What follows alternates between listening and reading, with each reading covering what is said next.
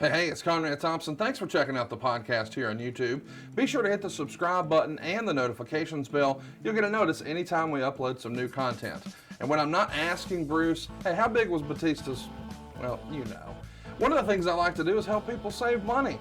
And if you're watching this video right now and you're in a 30-year loan, man, you're overpaying your single biggest bill and you may not even realize it. I want you to do a little experiment for me. Take your calculator out, multiply your monthly house payment by 360 payments. That's how many payments there are in a 30-year loan. That big scary number, that's your total of payments. You're looking at that number? You know you can do better. Keep more of your own money right now and go to savewithconrad.com. Or maybe you've got credit card debt. Man, it's not a matter of if I can save you money with that. Your average interest rate on a credit card is more than 20%. And by the way, all the interest you pay on those credit cards, it's not tax deductible. Whereas the mortgage interest, well, that is tax deductible. So if you owe this debt, it's up to you how to pay it back. Doesn't it make sense to get the cheapest rate possible and the greatest tax deduction possible? Find out how much money you can save right now for free at savewithconrad.com. You don't need perfect credit. Even scores in the 500s can be approved, and it's no cost out of pocket. But maybe best of all, we're licensed in more than 40 states.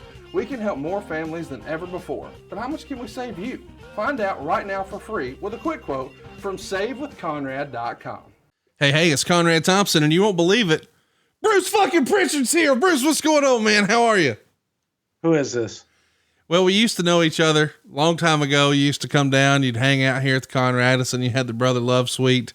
Man, it was a good time. But then but I hear the Brother Love Suite is going away. Yep, it is indeed going away. We're pretty proud of that. I guess it'll be probably the summer, and we'll have a full-time summer. That's a song, you know that, right? I mean, for a minute you thought like the Cars and it just mysteriously entered into the atmosphere for which it is that we exist within this existence of things. First of all, wax, honey, what do you say? I got shit in my throat, man. I got to get it out. She got a brand new record. I got a places. Not now, boy, but I did anyway, because I'm ready.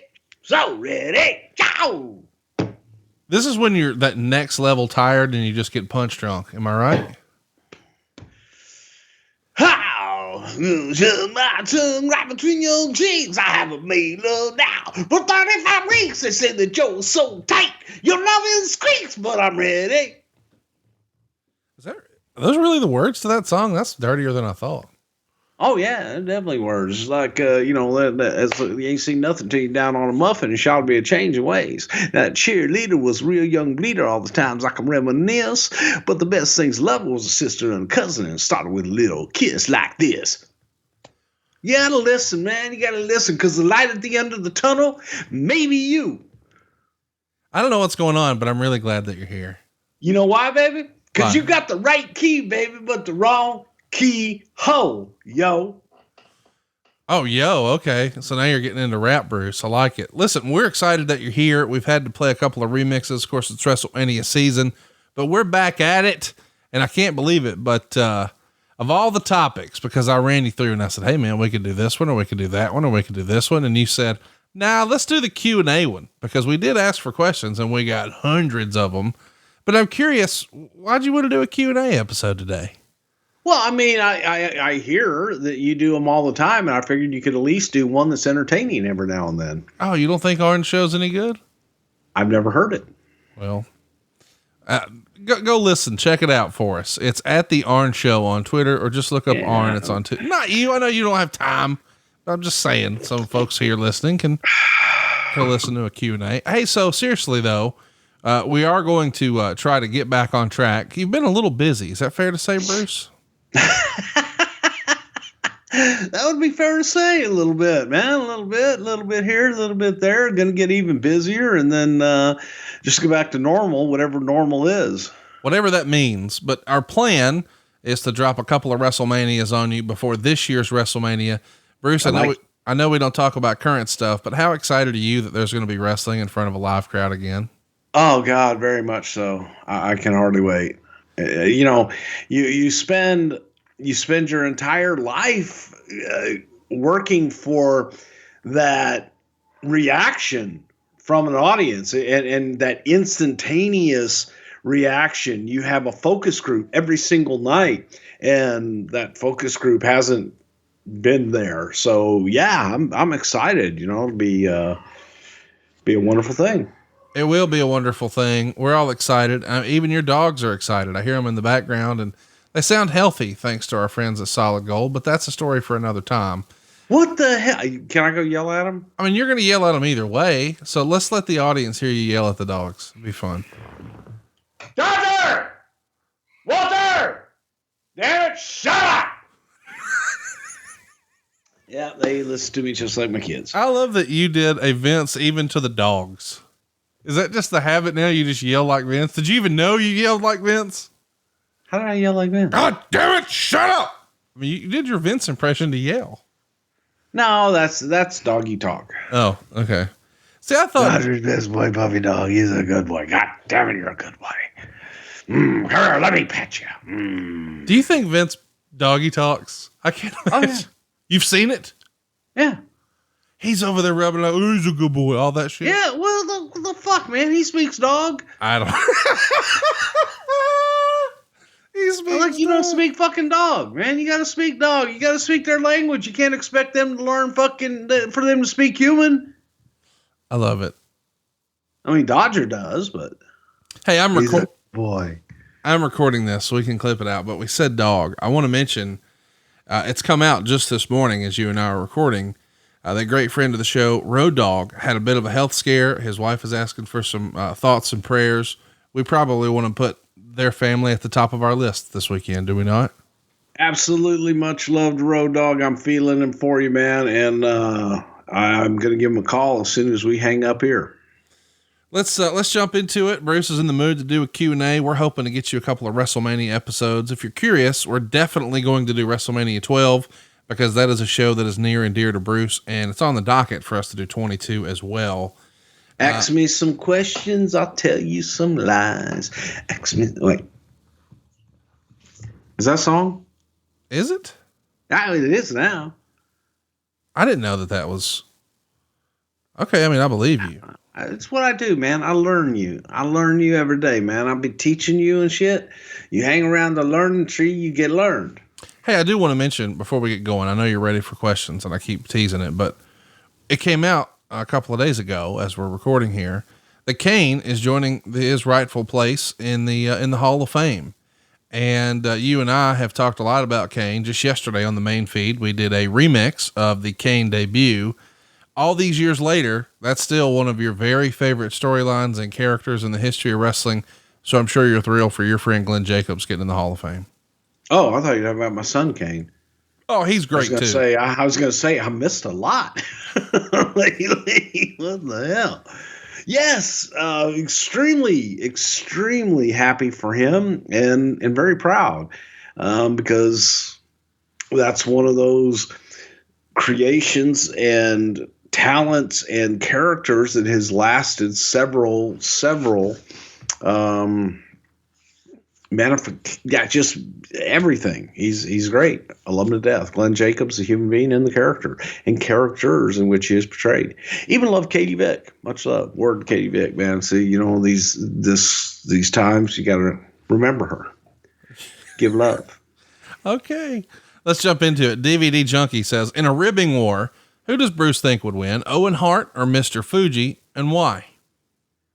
Owen would win because he's more fun and more creative. Fuji could be a little brutal at times and very, very sadistic. Owen was fun. Is it true that Fuji once fed a guy's own dog? That's, I've heard that legend. I don't know anybody that can actually confirm it. But, that I really think that may be just embellished. One of those old wives' tales that grew that people, they've grown. I was there. I ate the foot. I just. He told me it was a chicken wing. It looked just like a chicken wing. Tastes just like a chicken wing. I'm just saying. I know you just yelled at your dogs, but if somebody fed you Dodger, you'd whip their ass. Yeah, they'd be dead. I mean, you'd show them why you were a 3-time karate black belt Hall of Famer. Yeah, no, man, don't mess with dogs.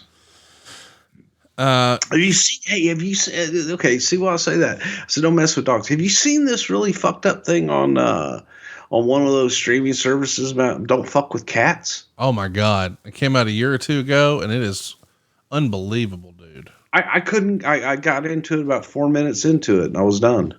You're out. Oh, it's too brutal. Yeah, I can't do that shit. No, I get that. Don't fuck with old people, women, and dogs. Or animals in general. Jeff wants to know, had Yokozuna lost the weight needed to continue working with WWE, what would have been the plans for him? I think Yoko could have had just a long fucking career being that monster heel, up and down, and being someone that you could plug in anytime that you needed somebody to gobble someone up. Now, we wouldn't want them to gobble somebody up because they might put on more weight. So we would just have him guzzle them. How's that? If he did gobble them, he'd probably dip them in mayonnaise first. Damn right. Dan Barillo says, Bruce, you once said, quote, JR is a heel in real life on a previous Something to Wrestle. Can you expand on that? JR is a heel in real life? Yeah, apparently that's something you said. I think you were just busting balls. Well, yeah, I'm a heel in real life. Oh, I know you are. I mean, you live for the heat and even. Oh, fuck you. You're a heel in real life. I am. Folks, Conrad is a heel in real life. Would you like for me to go on and list the numerous ways in which he is a heel? You can list. All right, list a few and then I'll edit them out if they're too far. You're mean. Because see, I play a baby face on the show. You do? Yeah. But how am I mean? Give me an example. I don't think I can. Thank you very much. Lindsay says, why is Brock Lesnar just Vader of the new millennium? I don't know that I agree with that. Have you ever heard that comparison? God, no. I actually would disagree so much to that. I think that, Vader was a monster of the day. Yep. And Vader was a pretty damn good character, but Brock was a machine. Brock is someone who was trained and a physical specimen that unlike anything that I think I've ever seen. Lindsay has another follow-up. I'm doubling down on the Lindsay questions because, we've got like 12 female listeners. So let's do some of those. All right, rock on, Lindsay. Come on. How would you rate Vince at commentating? And who would you say is his favorite commentary partner? And why was it Jerry Lawler? Oh God, no, I'd say it was Jesse Ventura was the best with Vince. And Vince was terrible. Vince never called shit. It was like, oh my, and then from there, Yokozuna with an arm drag. Wait a minute, he's got him. 1, 2. Oh no. Vince just was cliches and would take you on a ride. However, emotion wise, I think you would be hard pressed to find anybody that could match the emotional roller coaster that Vince would take you on. Sometimes it was hyped up a little bit over the top. Yeah. But it was, I to this day, I still do the, 1, 2, oh no. Anytime we're just, it's just there because it was, there were a lot of Vinceisms back in the day. Oh, what a maneuver. I hope sometimes I just want to imagine, just lie to me and tell me this is the case. As you're seated next to Vince these days in Gorilla, you both got the headsets on, you're both watching the monitor, that you just break out into 1, 2, he got it. Oh no, he didn't. And Vince has to yell, God damn it, Bruce. Cut that shit out. I'm trying to watch the match. No, I did that. It'd probably be, God damn, that's good shit. If only they could do that now. No, and I don't think that Vince ever fancied himself a great play-by-play guy. Was it more out of necessity, do you think, just in terms of he knows what we're trying to sell better than anyone, so why not have him do it? In the beginning, without a doubt, it was out of necessity because his dad's play-by-play man just walked off the job one day. Wow. So, yeah, that was why Vince had to do that job, never having done it before. And then later on, he was the guy, he was the face that had done it for so long that he continued to do it. When I came in 1987, probably the very first or second month that I was there, there was always a search for that next play-by-play guy. Even then in 87, it was like he didn't want to do it. He wanted to find the right guy to come in and do play-by-play. Let's do another one here, and then we'll wrap things up with Lindsay. She says, who do you think was the last great territory guy? This has become a talking point over the last week or so, Bruce, because when we asked Jim Ross that, he thought it was maybe Stone Cold. Some other people online said maybe it was more The Undertaker. I've always thought it's probably got to be, and I could be wrong on this, Ric Flair, because Ric Flair was like the last traveling NWA champion. What would your answer be for the last great territory guy? I think it would have to be Flair. Okay. And here's why. For Steve worked Memphis, on that Dallas thing with Jerry Jarrett, and then Steve worked WCW and WWE. For Taker, pretty much the same thing. Taker worked Dallas, Taker worked Tennessee, Taker worked WCW, and then came here. So they didn't go out and work the Don Owens territories, the Charlottes, the Floridas, Mid-South, and everywhere else in between. So as far as territory guys, Flair was in a different territory, in a different town every day, every night as champion. Let's do one from Drew Landry. He says, what do you think is Hulk Hogan's best match? Well, there's two of them, really. Three. God damn it! It's a three-way tie. Okay. One, WrestleMania 3 with Andre, probably the most famous match, and will go down as the most historic match in wrestling history, bar none. 2, WrestleMania 6 with Ultimate Warrior, in which I thought Hulk had a great performance and got the most out of Warrior that anybody could get. And his last great match was Rock. Yep. Toronto WrestleMania. That was and what I mean by that is it was the epitome of Hulk and Hulkamania and what that character was and just how good he was at it. Pastamania brother says, does Bruce have any good memories of Rod Trongard? Rod Trongard here in the Boston Garden along with Lord Alfred Hayes. Lord, how you doing? God, good to see you. Rod Trongard was a radio guy out of Minneapolis, I believe, and had that Rod Trongard. Hey, how you doing, Bruce? Good to see you. Good to see you. We're gonna have a cocktail later on tonight. Maybe get some of that vodka. Or are you gonna have a beer? I know you like your beer. I like my beer too. Rod had a face for radio. His face looked like leather, just wrinkled leather, but had a fucking great voice, man. He had a booming radio voice and was a character on top of it. I thought that Rod Trongard was a really good play-by-play guy. He was a horrible on-camera guy because he would come on camera and be like, oh, shit. Holy cow, man. Don't show that dude again. I think he's wanted for murder in about 8 states. But a wonderful, wonderful guy. And I had the pleasure of working with Rod for about 2 years. He came in and he did a lot of our cable things like the New England Sports Network, the Boston Prism stuff, the LA stuff, the Madison Square Garden Network. And Rod would work with Alfred Hayes. I think he had to work with superstar Billy Graham. But after a while, I think that Rod just didn't want to do the travel anymore. And it was, again, we were looking for someone that also didn't scare people on camera. But great guy. I mean, a fun, good guy. Pastamania brother says, does Bruce have any good Todd Pettengill stories? And did he get to see him when he came back for the NXT In Your House? Todd Pettengill, I think, was another radio guy. So This must be a radio guy asking old Pastamania.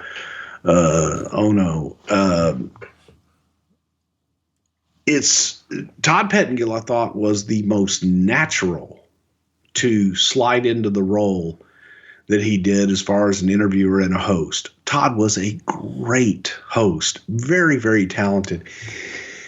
And he was a natural. Todd didn't need a lot of producing. Todd knew what to do, knew how to do it, and felt very natural doing it. So I thought that he was great, wonderful, wonderful guy, hardworking, great work ethic. He would do his radio show in the morning and then come do our stuff, and never bitch and complain, never a problem won. And just got to the point where he was too busy and had other opportunities. But you go back and you look at one of the Slammy Awards where Todd Pettengill came out and sang and did a deal like Billy Crystal had done at the Oscars. And Todd came out and did that for us, and it was absolutely fabulous. I don't remember, which one it was, but just go back and look at Todd Pettengill Slammy Open. Highly entertaining. I think it was 97 in Chicago. I could be wrong. We had a bunch of questions about Vince, and I think this one made me laugh the most. How do you think Vince would do on the show The Price is Right? I feel like it's been a long time since Vince actually...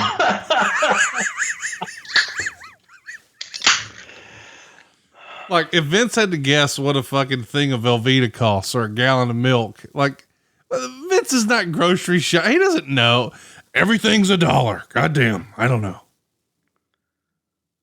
Or it's like $100. Yes. How did you get that? Goddamn, you got a tip, pal. So you just round up. Right. So it's the smallest I had. The fuck am I going to do with change? I don't know. It just tickles me, the idea of Vince on The Price is Right.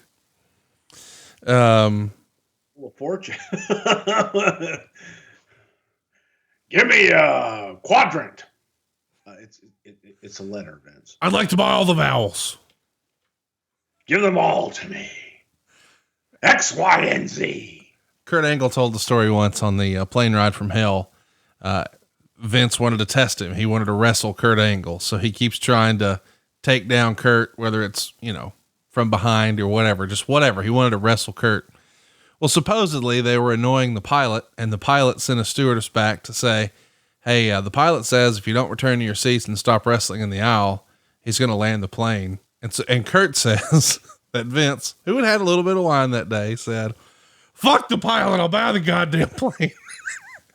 And the idea that he's on Price is Right, like, how much for a gallon of milk? $80. I don't fucking know. Well, I'm trying to, because I was on the flight that Kurt and them, I think people get that one confused with the plane ride from hell. I don't think they were, that wasn't the same flight. Okay. Either way though, it's funny to imagine Vince on a game show trying to guess what a block of cheese costs. I don't know. It just tickles me. Or it's a device. This is, a Hoover vacuum cleaner that gets up and like, what the fuck is, I've got her made. The hell do we need this for? Can we phone a friend? Let me ask her. Tim Burr says, on Joe Rogan's podcast, The Undertaker confirmed he thought he was going to be Eggman. He also said Vince had the gimmick for some time, waiting for the right guy. I don't think Tim Burr was watching the same episode, but did you see Rogan and The Undertaker's conversation? What did you think of his conversation about Eggman? I did. And, I know Mark's paranoia about that, which was kind of funny, which was one of the reasons that we just got to let him think that for a while. But, I've heard this theory that Vince always had this Undertaker gimmick. And maybe he did. When you look at the character and how it came, and that was, what am I going to do with this guy? And I was being very selfish in my end, looking for someone to manage and really wanting to manage Mean Mark at the time. Vince came up with the character name, The Undertaker. Vince, the look and all that shit, other than, I wanted him all in black. So this is definitely a collaborative effort. And I've heard, Black Bart talk about how, I was the original Undertaker. I turned that shit down. Make more money working the sportatorium on a Wednesday night. I don't think that happened. Yeah, it's hard to imagine that being a thing. Charlie Thrower has a good question. He says, Mr. Prichard, did you get to work with Judas Macias? Probably said that wrong. AKA Ricky Banderas during your run in TNA. Why don't you think he ever got a shot in WWE? It feels like Vince McMahon would have loved him. I did not work with Ricky in TNA. I worked with Ricky in Puerto Rico and Mexico, even Japan, I believe. With Victor Quinones. Ricky was a Victor guy that Victor got booked all over the world, and great guy. We brought Ricky in for a couple of tryouts and just didn't really, different style. Let's just put it that way. A completely different style and a different philosophy in how they would go about the business. But, you look at the stuff that he's done now and I go, hey, good for him. You want to laugh at one, Bruce? No, I don't want to laugh, damn it. Has Bruce had time to work on his book since he went back to work for WWE?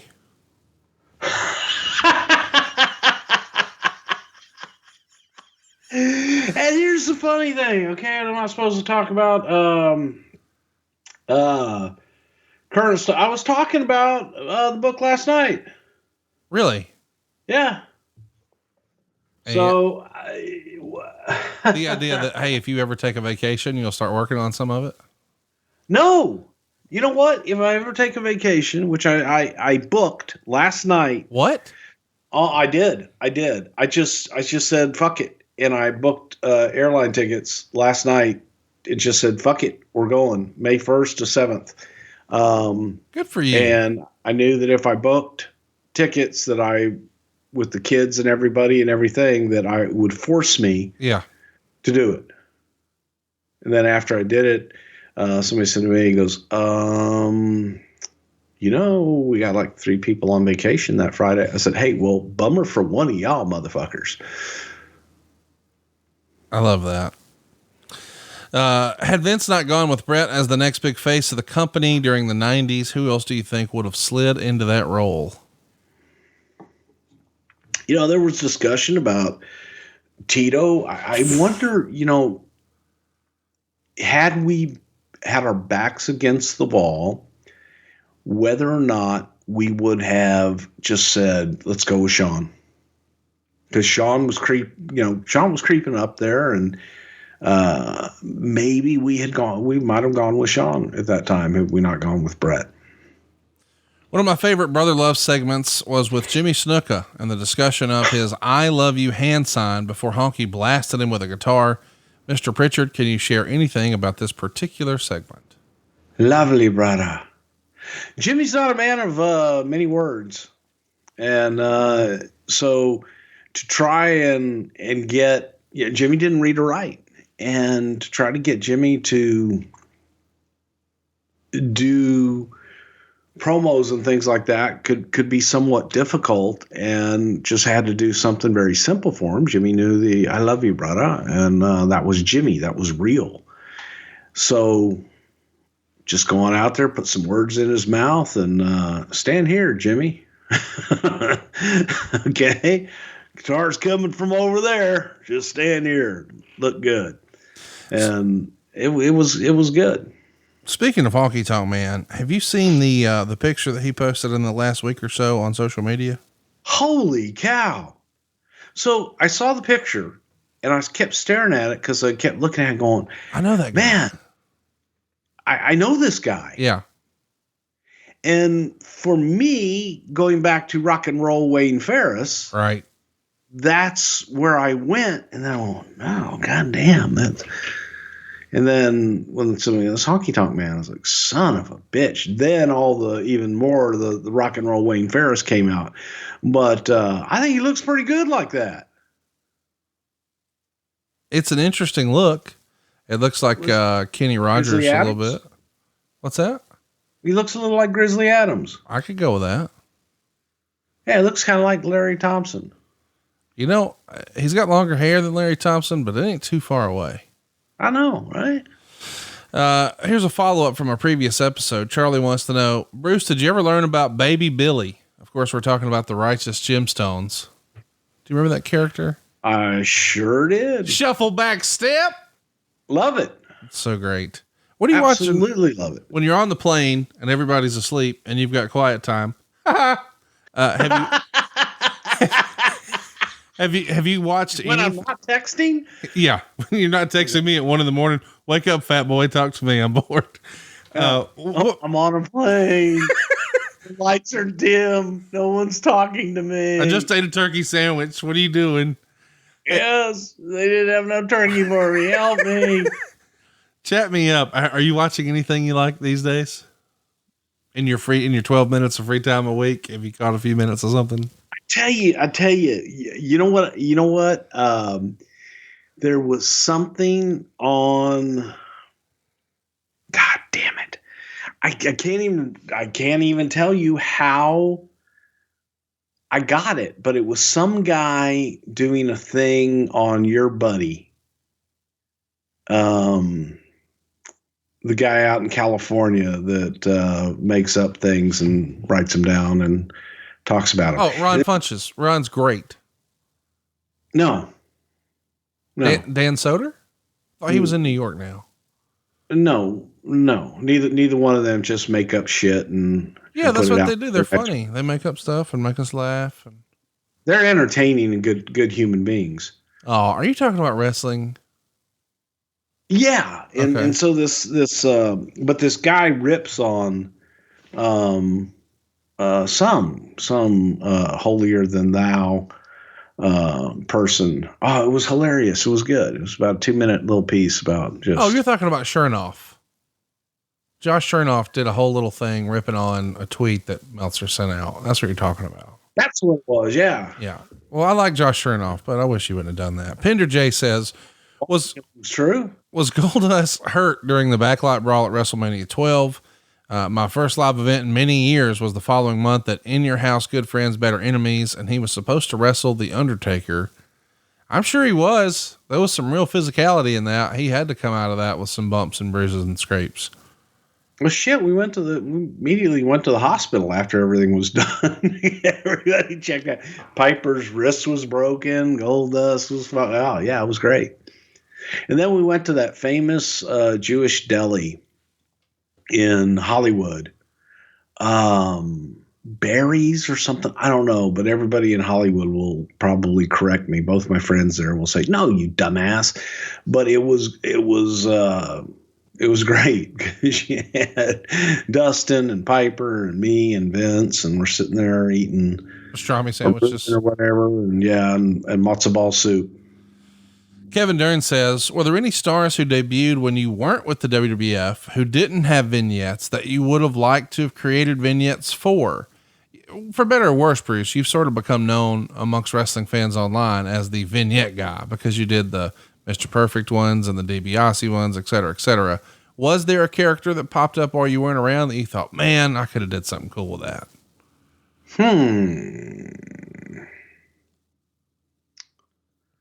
Probably Finn Balor would be one back in the day. And I don't know because I didn't, I don't know. It was fringe watching at the time, not really studying. Right. Ken Brzezinski says, if the boss was still around today, who are some of the guys he would have liked and maybe not liked? I think that the boss would have, talking about Andre here, right? Yeah. I don't know. I don't know that Andre would have liked too much about, the business or the boys today from, vodka. And they're like, no, Monster. Hi, monster. Try that. Put vodka in it. It's better. He wouldn't have liked Bray Wyatt or The Fiend. You throw fire. You're a bad man. Maybe. No, I think he probably would have liked Bray because of his lineage. Oh, sure. And, I stuck my thumb up your grandfather's butt. So he would like that. You know, he would like Randy Orton. Right. I stuck my thumb up your dad's butt.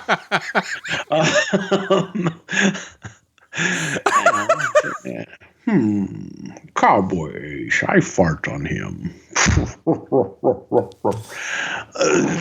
The rest of them, it's I think the whole, guys don't go out and party like they used to, man. Nobody does. He would have liked Ziggler. Ziggler knows how to have a good time. He might have liked Ziggler, maybe a little bit.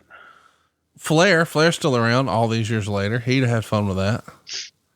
Yeah. Can you imagine the trouble that would have been? That's a sitcom right there. If Andre were still around today, drinking with Flair at an airport bar pre-COVID. Ooh, my God. Yeah, that writes itself. Luke from Eastern Iowa says, any Professor Toro Tanaka stories? I first saw him in Three Ninjas and The Running Man. He always seemed pretty intimidating. Toro Tanaka, the very first time that I ever announced, I was 14 years old in the Sam Houston Coliseum, and the very first match involved Toro Tanaka.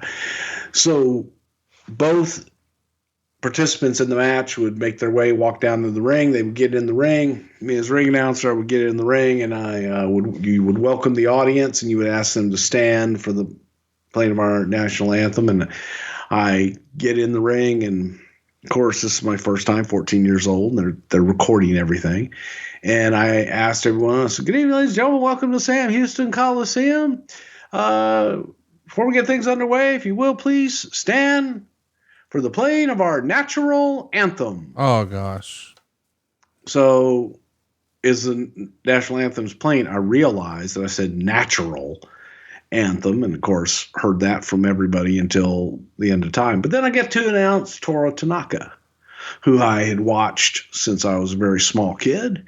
And I said, and in the blue corner, weighing in at 265 pounds from Yokohama, Japan, Toro Tanaka. It's not Yokohama. It's Yokohama. Yeah. And I kind of fucked up. So he was the first person I ever got to introduce as ring announcer, and I completely fucked up his introduction. But he was a very, very, very nice man. Very gentle, really nice, sweetheart of a guy. Josh says, what character is closer to the real personality of Vince McMahon? The Mr. McMahon character or Vince McMahon, the commentator and host? Oh God, Mr. McMahon, the character. No, that's not a character. She's like, hey, go Vince. This guy did this. Go. Do what you would do. It writes itself. Josh Rados says, I'd love to know what went into deciding to do away with the traditional Survivor Series style matches that happened in 1992. Hated it. In 92, I wasn't there, was I? Yeah, you had just come back. Just come back. But the deal is, you moved away from teams of 5 strive to survive, and there's this elimination thing and blah, blah, blah. And you just started to do away with that process slowly, but surely. The feeling was that attractions are what sell, and personal issues, and to get back to the championship matches and having a feature match. The feeling was by marketing and promotions and Vince and everybody that unanimously, with the exception of Pat and myself, they felt we needed more than just this concept. And so we started doing matches. I would say until, and until the very end, Pat liked the concept matches, as did I. Here's an interesting one that I don't guess there's a wrong answer, but you're probably going to get criticized either way. Dave McClay says, who do you think was a bigger star for kids in general, Hulk Hogan or John Cena?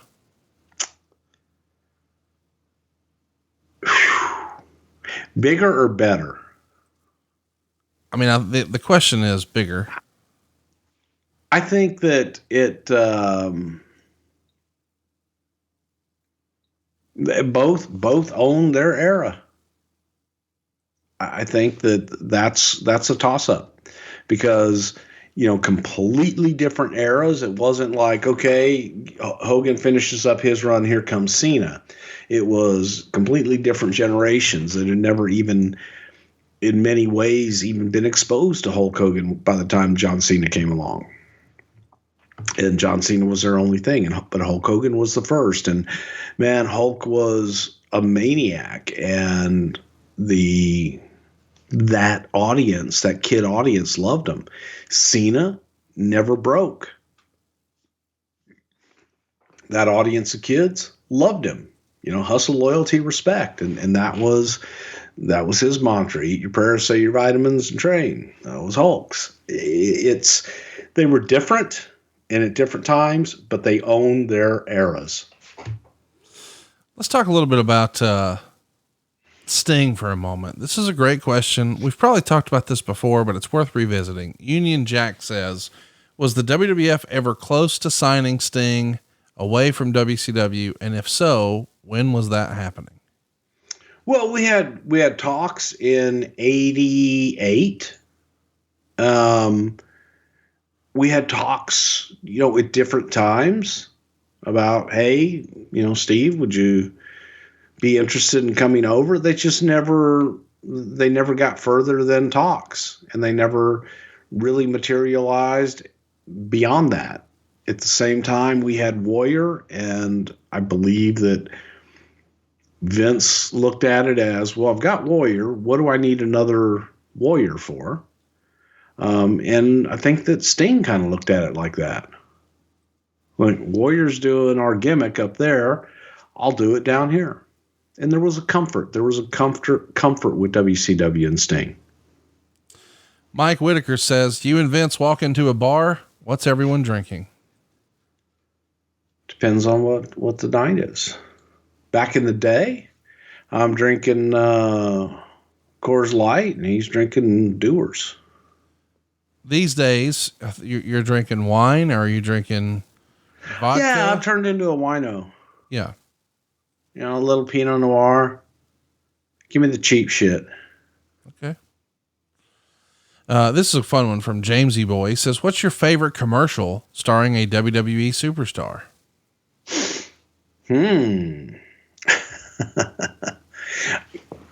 Hands down, the Miller Lite commercial at the Super Bowl with Euchre and everybody and John Madden, and they take the masks off. Yeah, that was good. That was my favorite. Let's do one about tattoos. Josiah says, what does Vince think of tattoos? Is he for them or against them? Do you remember there ever being an instance where a superstar getting tattoos deterred their push? Yeah, Undertaker, man. I told him from day one when he got that first big tattoo. Oh, God damn it, Mark. Stop. This is going to ruin your career. You're going to limit yourself. It's very bad for your career. Your push has stopped right now. I'm going to stop pushing you. No. Part of that is 100% true. The advice that I gave Taker, don't ever get a tattoo. I don't know. There had been some that he was probably going, what the hell did you do? Why'd you do that? But especially now in the 2000s, where tattoos don't have the same stigma that they had in the 70s and 80s. It's a little different. Yeah. This is one from like the tattoos that you have. I don't have a tattoo. Conrad, it's me. Nobody's listening. Okay. Your tattoos. Right. Yeah. Sure. So, we're not, only a few people have seen that. Speaking of me, Joseph wants to know, what is Hey, it's Conrad's most annoying habit? Saying, hey, it's Conrad. Come on. Or you can give him one. I'm sure there's something. What, the most annoying? Yeah. What's my most annoying habit? chat me up, but that's cute. Yeah. Well, especially since I knew that you guys, started having fun with it. So I've turned it into a thing now whenever you put me on speaker. Jeremy wants to know if you had turned Hogan heel, would a Warrior Hogan rematch at WrestleMania 7 I'll tell you what his have most happened? annoying fucking habit is no matter what, the goddamn fucking everything can be crumbling all around you. And this motherfucker will just sit there and go, well, it could be worse. You know, hey, you want to watch this movie?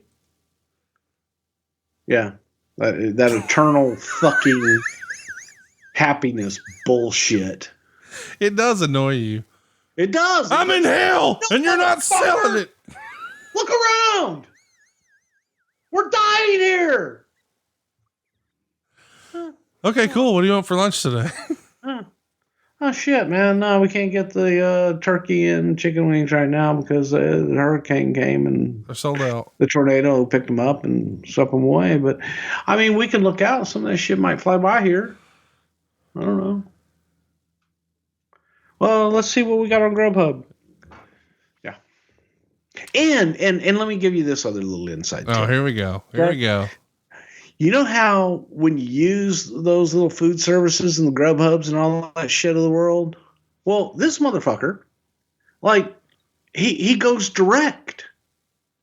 Like, he does the Grubhub thing, but, like, the restaurants then call him and go, oh, hey, Mr. Thompson, sorry, we're closed, but we saw your order come through and your request, so what would you like? Oh, yeah, we're out of ribs, but I've got some on the side. I'll put them in the bag. That did happen once. I think somebody called and said they were out more than once. And then I got it done. Yeah. But again, here's the thing. If you're catering for the office all the time, then they start to get used to your name and you're good to go. It's called privileges, baby. Come on. Well, you rich people. Okay. There we go.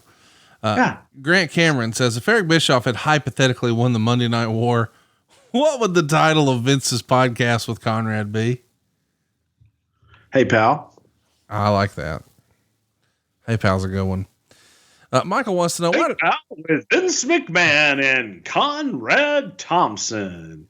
Hey, it's Conrad. Hey, pal. Michael Revelle says, why did it take so long for the women to get a Royal Rumble match? Was it the lack of the roster numbers back in the day? I mean, yeah, you probably didn't have 30 women on the roster until the last few years, right? Times change, guys. Yeah. Mike wants to know what's the maddest Bruce has ever been at Conrad. I'm prepared to clip all this out.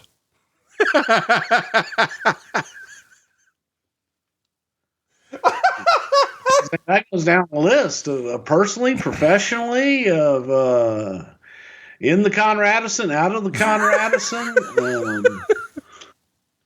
driving to the Conradison, not picking me up at the airport while placing pickles in my room, okay, Conradison. That was a good one. You have to admit that's the only rib I ever pulled. On, man. Hang on. Wait a minute. I'm flying in. Yep. I'm coming to the Conradison, and it was a championship game, right? Was taking place that night. Are you talking about flying to Huntsville, Alabama? Okay. And my plane's getting in late. It's delayed. I told it was getting late. Yeah. And okay, great, but it wasn't that late. It was like 10:30. So when I land, I says, "Yeah, man, I'm not feeling real good and everything. Just maybe just Uber, take a taxi." That's not how it happened. That is how it happened. That is not how it happened. That is how it happened. You said you were sick. I was sick, and it kept getting delayed.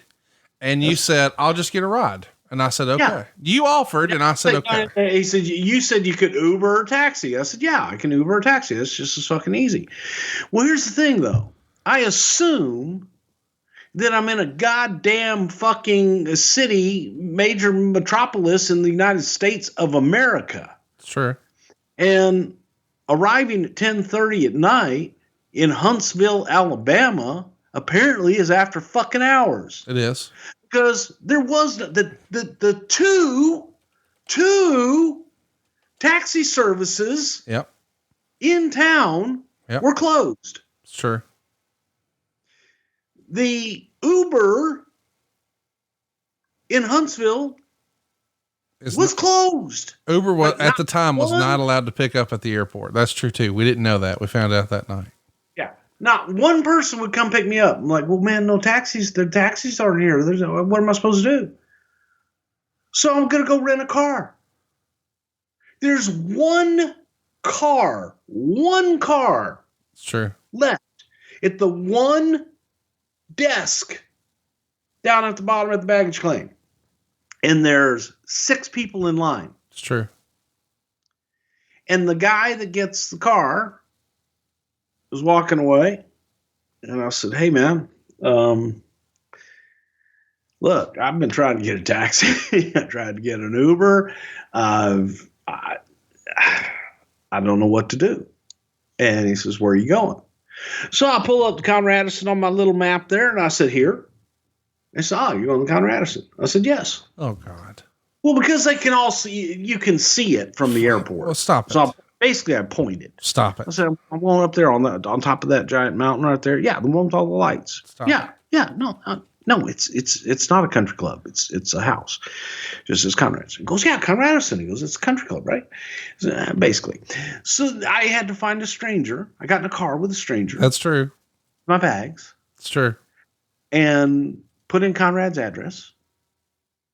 And we made our way to the Conradison. And then when I got there, there are pickles all over everything. I'm being as quiet as I can be. It's tremendous. Like a church mouse, just quiet as I can be. And I get up, and there's fucking pickles everywhere. There's pickles on my pillow. There are pickles in the bathroom. There's a pickle in the toilet. There are pickles on the nightstand. Yep.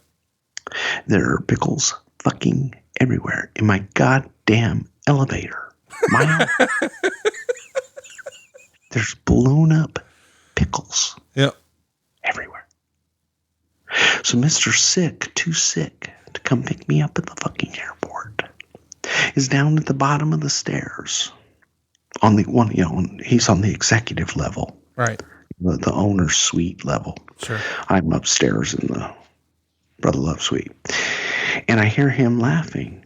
So he's not too sick to get out of fucking bed and laugh at me. The fact that I had to ride with a goddamn stranger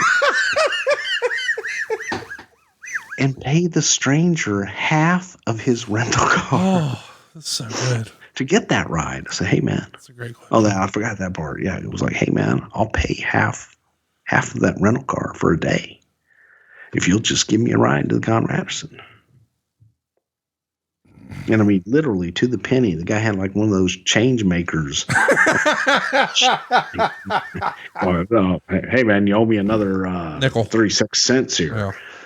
Yeah. No, here's a buck. Keep it. Yeah. So that's the maddest. That's up there. Yeah. Yeah. Maybe there's some. Then again, what the fuck did I have to be mad about? Martin Ramirez says, did you ever have any chocolate cake with Zeus during his time with the company? Don't understand the question. That must be one of y'all's little. Left-handed cigarettes is what people your age used to call them. Don't know what that is either. Marijuana pills, as Bill Watts called it. A doob, a joint, a J, a blunt, a bong. Weed. Yes. Mary Jane. Yeah. I don't remember if we did or not. Because he traveled separately. And, I don't think we did. Ross wants to know, what is Bruce saying when he does an impression of Pat? It sounds like he's saying at a pace or something.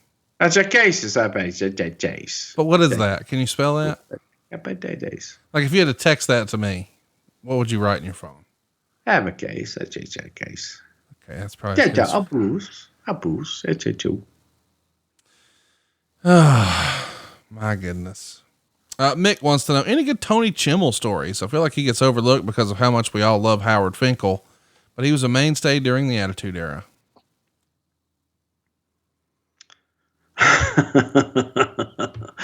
You know, if you ever have a chance to have John Bradshaw Layfield on any of your shit, just ask Bradshaw about Tony Chimmel. He lives to give Chimmel shit. Yes, he does. I know. You know, if Fred Flintstone were to be a human, it's Chimmel. Then it would be Chimmel. Give me an example. They just look alike, and they're loud, and they're kind of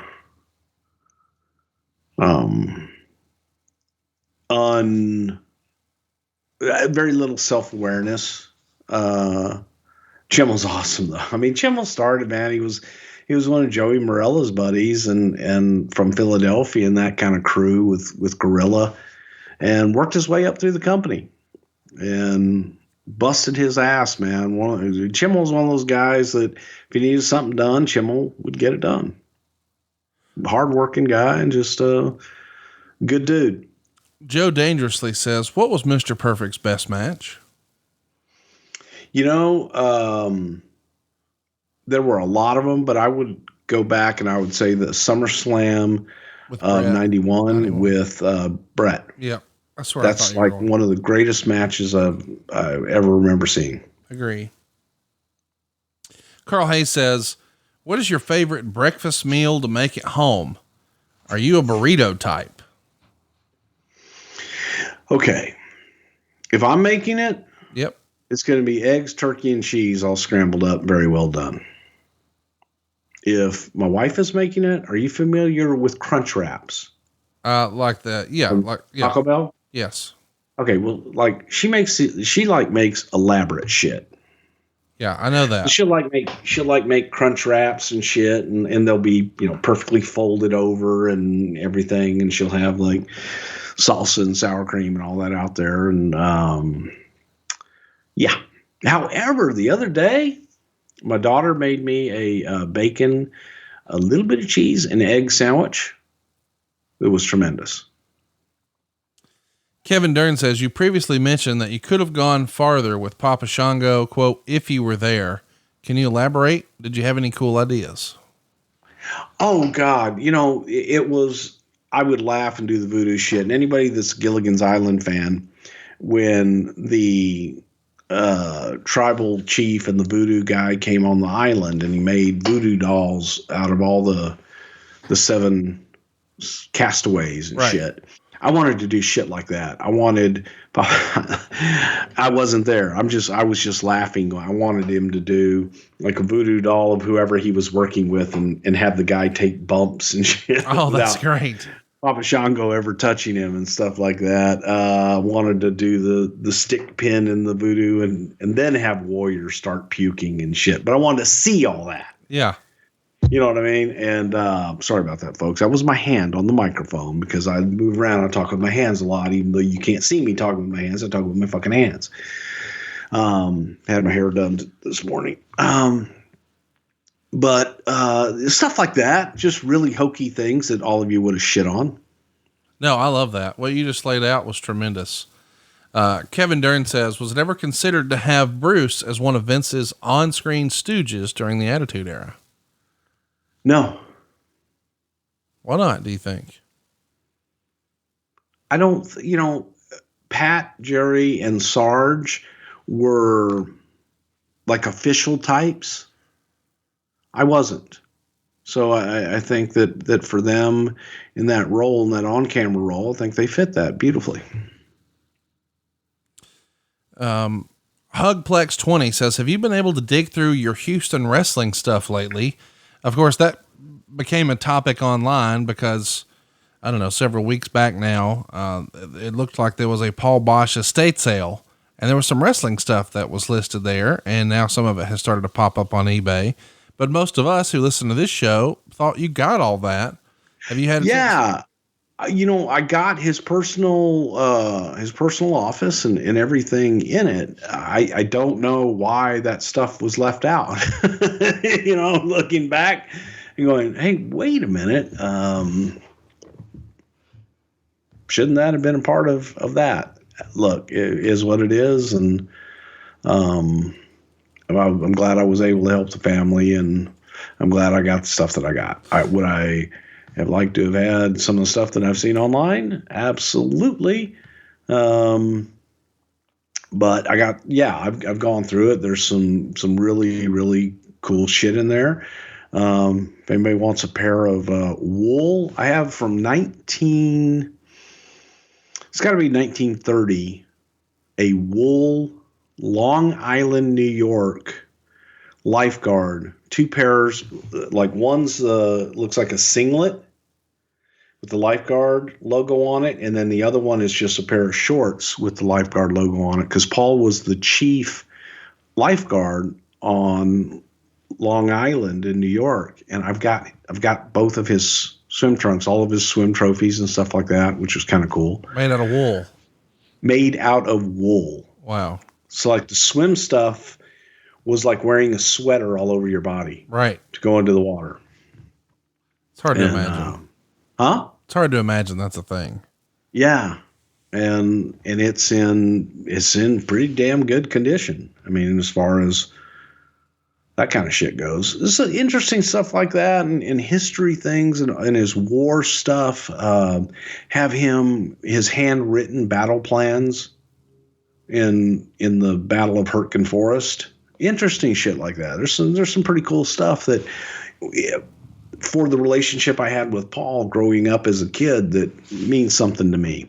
I would like to have the other shit that apparently was left out, but hey, that's life. Adam Arpin says, does Bruce ever get to, or has he ever gotten to head to Foxwoods or Mohegan Sun? If so, any fun stories? Those are casinos in Connecticut, by the way. Bruce, you've lived up there on and off for a long, long time. You ever hit those casinos and have some fun stories? I hit them with you and Eric Bischoff when, in 2019, we did our show up there, and that was an awful lot of fun. Yes, it was. But other than work, no, never did. The guy that was, first of all, he was a athletic commission in the state of New York, Randy Gordon. He was also with the magazine Inside Wrestling and The Wrestler. He may have been an editor or something like that. But he was the first entertainment and sports and entertainment director of, I believe, Mohegan Sun back in the day. Here's one. I don't think we've ever talked about it. Adam Leeson says, what's Bruce's favorite wrestling match of all time? Well, just for history's sake, probably Jack Briscoe and Harley Race, July 20th, 1973, in the Sam Houston Coliseum, in which Jack Briscoe defeated Harley Race in the third fall with the Luthez press to win the NWA World Heavyweight Championship. What about a WWE era one? Not current stuff, but let's say your first run. Is there one that really sticks out where you're like, damn, that was the one? Again, for different reasons. I look back and I think that Warrior Hogan match was so significant at the time. Yeah. That was pretty cool. And I remember, that was one of the first matches and first times that I'd ever been a part of, hey, laying out a match ahead of time when those guys would get together and just, we'd start talking about this match. And I thought that was really cool. So for me, again, for different reasons, I don't know that it was a classic that you're going to go, oh my God, this is the greatest match of all time. At the time, for the story and the significance of it, huge match. Weird question here. Dismal Abysmal wants to know, who does Bruce think was a bigger hothead, Randy Savage or CM Punk?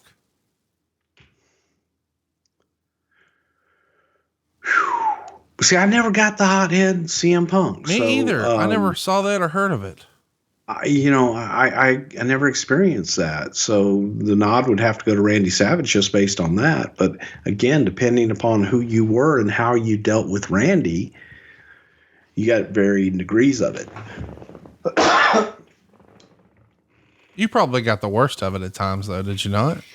I did, because we were friends. And he felt like he could vent to you and it wouldn't be as bad as venting to Vince. So I would encourage him vent to me first before he vented to Vince. Right. I think JR's thing was converse, don't confront when it comes to Vince. Is that good advice? Yes. Yes, very. WrestleManiac says, whose idea was it to bring Greg Gagne in as a road agent in 06? And does Bruce think by 06, the Gagne still held resentment towards Vince for the handling of Hogan leaving the AWA in 83? I can't speak for what the Gagnes felt. Greg came in to help on the creative team, and that was a Stephanie call. Stephanie interviewed Greg and looked at him as, a wrestling voice and a wrestling head to be involved in the creative process. It just wasn't, in Greg's head. I think Greg was all just about the wrestling and not about the story, and has a tremendous head for the business, but I don't know that a lot of it hasn't passed him by in some ways. Jack says, how did Bam Bigelow end up in the movie Major Pain?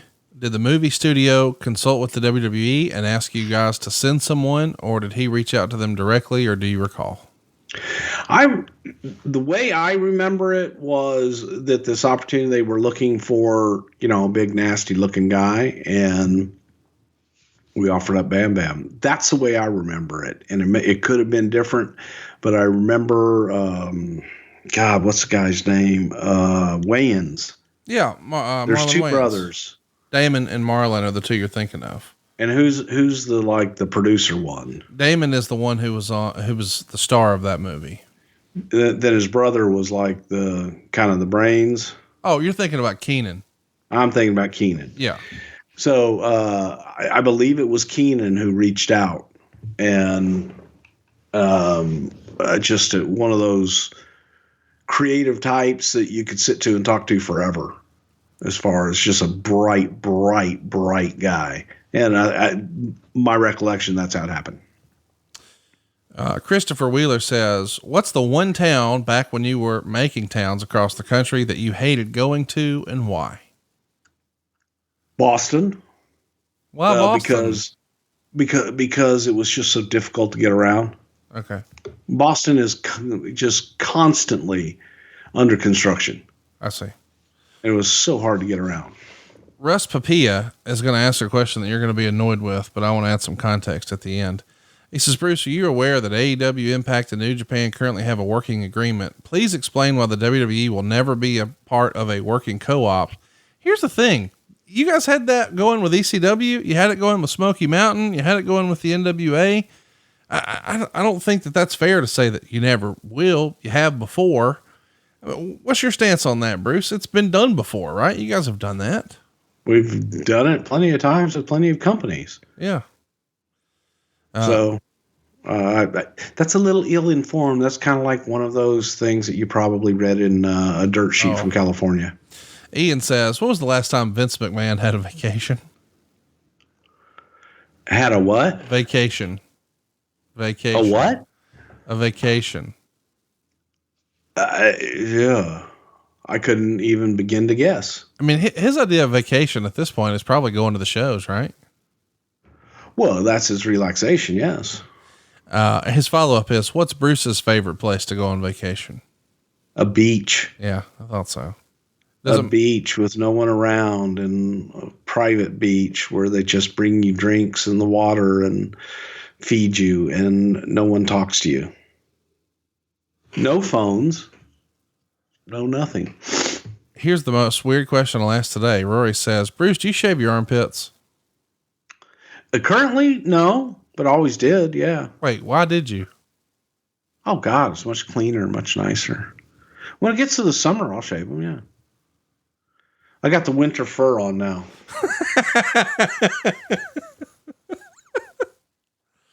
The back, tummy, and pits will go.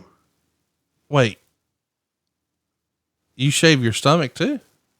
Well, baby, listen, you gotta shave your tummy hair. It slims you. You got all that hair and shit on there. I remember this now. It makes you look sloppy and fat, so you shave. And I'm looking at dream more. But I did it. I still look sloppy and fat, but I got a fucking smooth belly. Chris wants to know, has Bruce seen Cobra Kai season 3? Yes. A lot of people online think it's some of the best quote unquote wrestling storytelling around. What'd you think of Cobra Kai? I thought it was excellent. Absolutely excellent. And I don't want it to end. Is Vince a big soft teddy bear around his grandkids? Yes. He likes being a grandfather. What was the contingency, if any, you had for the 94 Royal Rumble if Bret's feet did hit first? Well, we had it covered camera wise that if they didn't, they would have, that there at least could have been controversy. We just we wouldn't have shown those shots. But from our vantage point, had a lot of faith in Bret, and Bret nailed it. That was all on Bret. Kevin wants to know, do you think a brother love character could work in today's environment? Normally I would say no, but maybe you never know. I think that it would have to be tweaked considerably, but there could be room for that type of character. Interesting question. Why did SummerSlams used to be on a Monday? Don't know. Just, shit. We had Saturday night pay-per-views too. It's Thursday, Wednesday nights, Tuesday nights, until we finally just settled on Sunday night as pay-per-view night. Was that based on some sort of study? Was it based on a request from the cable providers, or were you guys just doing old school A and B testing and saw that's where it performed best? You act like there was testing and shit. No, it was like maybe the building was available on a Monday night. Oh, I got you. Like the garden ran on Monday night, or that town ran on Monday night. There wasn't a whole lot of rhyme or reason or let's get this study. You didn't do that back then. Lee says, why did it take so long to have a British world champion? Of course, he's talking about Drew McIntyre, I'm sure. The only other person who maybe had a sniff at it before was the British Bulldog, right? Well, I always, that's just funny to me. Drew's Scottish. I guess United Kingdom. He's not British. Yeah. But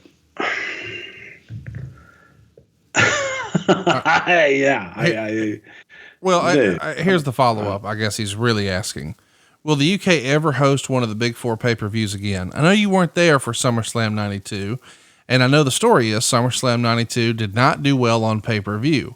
And a lot of people think that's because of the tape delay. Is that really the primary reason that we didn't see more international pay-per-views, like there wasn't a WrestleMania in London, so to speak?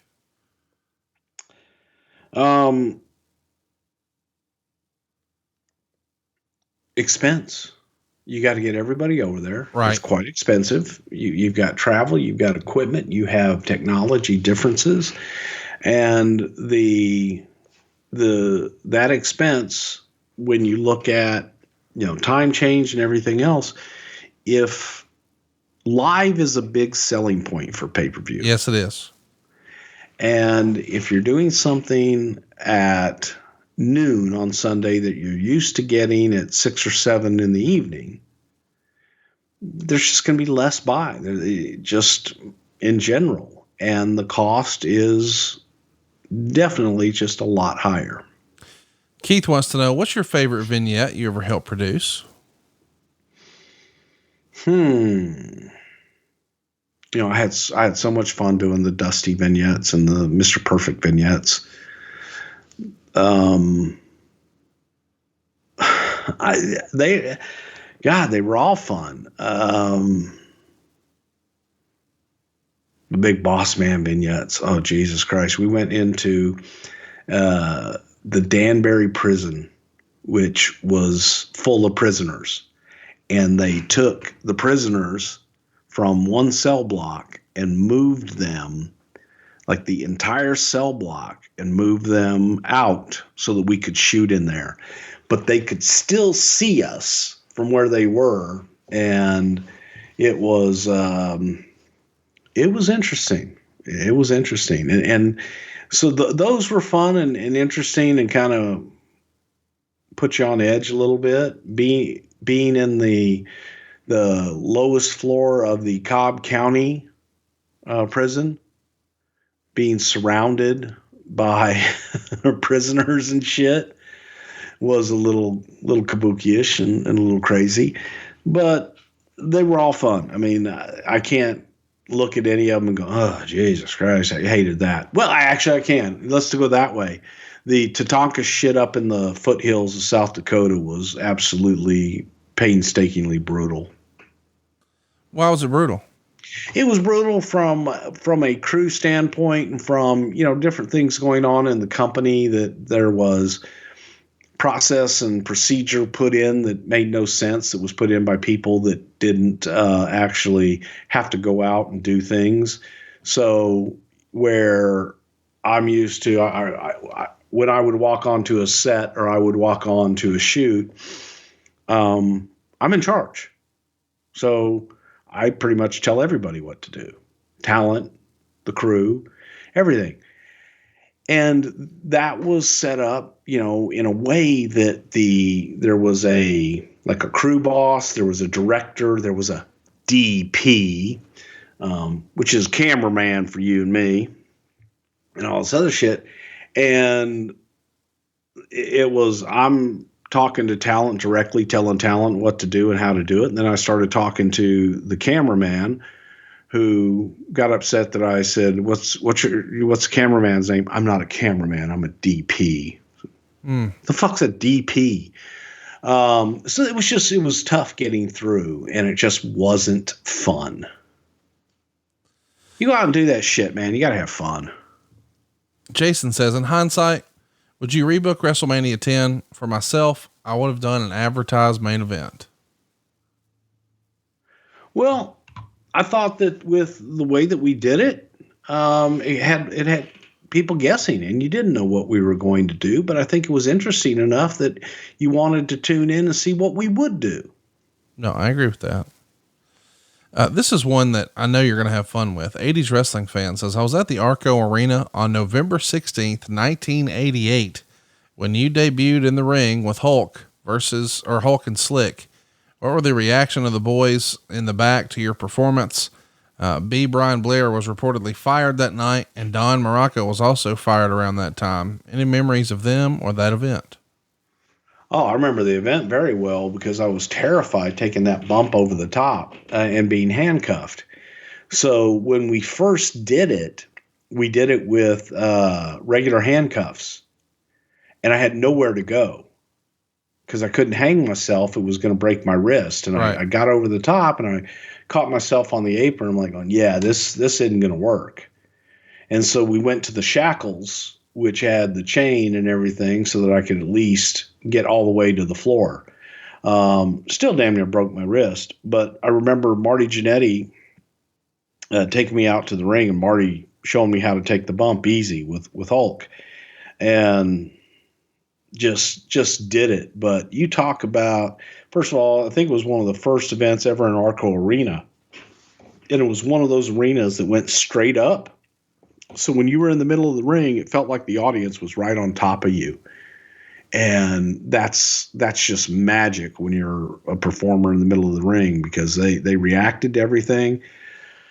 Hogan was the first one to get his hands on me and touch me in any way. So that was, I had some heat going into that, and it was electric and one of the high points of my career. It is the high point probably in my performing career. Aaron Cheek says, any good stories from syndicated TV voiceover sessions? You had to have some fun on some of those.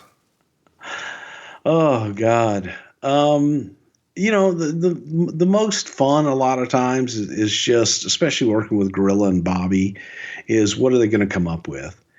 And the funny thing about it is people would think that so much of that was written and what have you, and they rehearsed. And the beauty of it was we would sit down, we would talk about the stories, we would talk about what points we want to get across, and then the talent did their job. And Monsoon and Heenan were fabulous at doing that. There wasn't a lot of say this, say that, or go here. It's like, okay, hey guys, it's a reminder of the story, and they would go out and do it. But you would just be doubled over in laughter with some of the things that would come out of Monsoon and Heenan. With Vince and Jesse and Bruno, a lot of times it was massaging Bruno because Bruno didn't know if Jesse was making fun of him or not, and thought sometimes we were feeding Jesse shit and didn't get, hey, it's a work. This is the dynamic here, Bruno, that Jesse's going to fuck with you. But Bruno was always a gentleman, and it was good, but never. Later on, when John Filippelli came in and wanted more say in things, and there was a voiceover one time that Honky Tonk Man and Roddy Piper were the two, analyst and color, and Piper called Honky a greaseball. And Flip got very upset because he felt it was a derogatory term towards Italians. And Piper looked at him and goes, he's not Italian. Right. And he says, you can't do that because it's derogatory. He goes, take a look at him. I mean, look at him. What did you call a guy that looked like that in the 50s? Right. Which is what he's portraying, a guy from the 50s. Yeah. He's a greaseball. And that was an argument that we lost because it was one of Flip's first times in there. And, so you had to kind of put him over. Okay, you win. Okay, yeah. We won't say greaseball. Sure. But I agreed. I said, if he was Italian, wouldn't even enter the conversation. But, yeah, shit like that. Ron says, if roles were reversed and the WWF had to sell to WCW back in the day, what are the chances we would have seen Vince on TNT eventually? You never say never, but I don't think that would have happened. John says, had Bret Hart never left, do you think McMahon Austin would have been as big as it came to be? Possibly, but I don't think that character would have made its way onto TV. Mr. McMahon. The Mr. McMahon character was formed out of that interview with JR. Great question about Piper from Mr. Cherry here. He says, when you came in, Roddy was already a face and was never really a heel again for the remainder of his career. Were there ever any plans to turn him heel again? I know people loved him, but he seemed to get so much heat as a heel, and the heat draws the money, right? Well, we tried to get Roddy as a heel when he came back with Sean O'Hare and had Roddy cutting his Roddy Piper heel promos and what have you, and nobody wanted to boo Roddy. He was hard to hate. It's too entertaining. Mike Kelly says, what's the story about Morocco's firing in 88? I don't know. You said that, talking about Sacramento. I have absolutely no idea. Corey says, who did Bruce enjoy working with more, Lisa Wolf or Fantasio?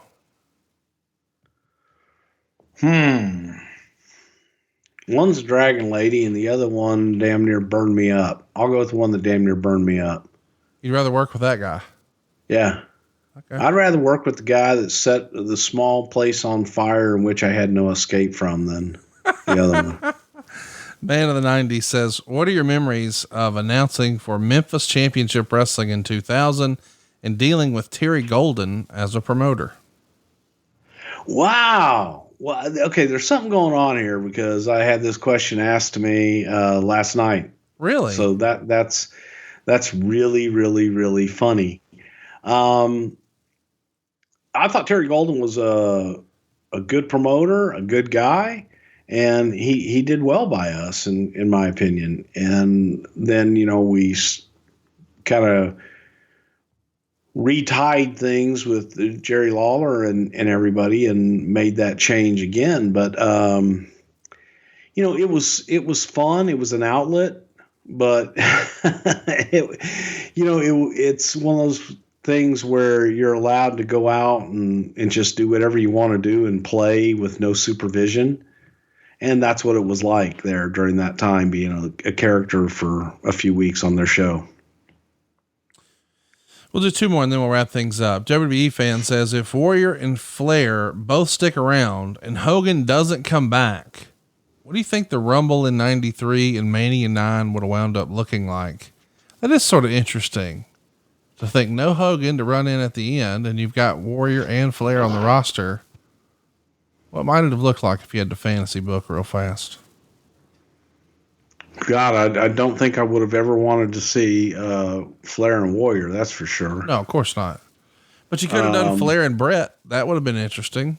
And I guess Warrior Yoko, if you really wanted to pass the torch to Yoko. Now, Warrior Yoko would have been very interesting. That definitely would have been very interesting. By the time I'd gotten back and everything happened, everything got blown up at Survivor Series, I don't know that we had even discussed at that point what it would have been, what the hell WrestleMania 9 was going to be. Because we hadn't even made the decision on Yoko yet. Right. Last one. Who's the person that you feel was really before their time? The person that wasn't on top in their era, but would be a multiple time world champion in a subsequent era?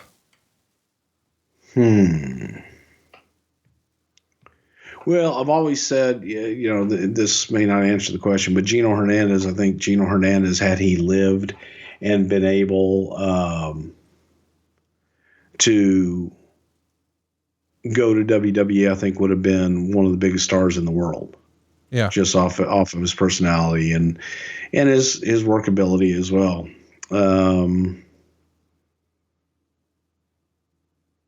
Wow.